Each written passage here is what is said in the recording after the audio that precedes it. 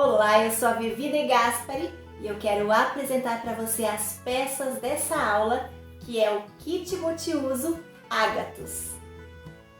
O Kit Multiuso Agathos é composto de duas peças, uma no tamanho pequeno e outra no tamanho grande.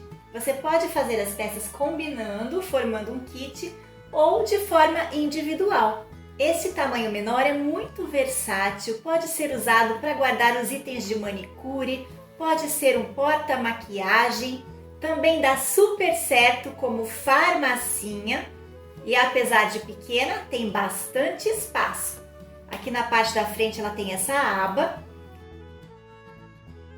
e aqui tem um bolso plástico com zíper.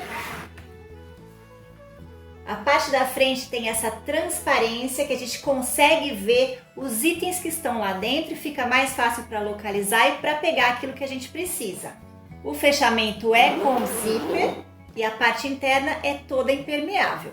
Possui alça para facilitar o transporte e aqui na parte de trás você pode adicionar este bolso plástico que vai permitir organizar ainda melhor os itens nessa maletinha. A versão grande dá super certo como frasqueira de viagem, porque cabe shampoo, condicionador, aqueles frascos maiores, todos os itens de higiene sem falta de espaço. Da mesma maneira, também possui bolso na aba e é um bolso maior e apesar de não ter colocado bolso aqui na parte de trás, você tem essa possibilidade, pois eu ensino na aula. Nessa aula nós vamos utilizar o plástico, você vai aprender todas as técnicas de costura e vai aprender a utilizar o viés de sintético. Espero você para fazer esse kit que é um super sucesso!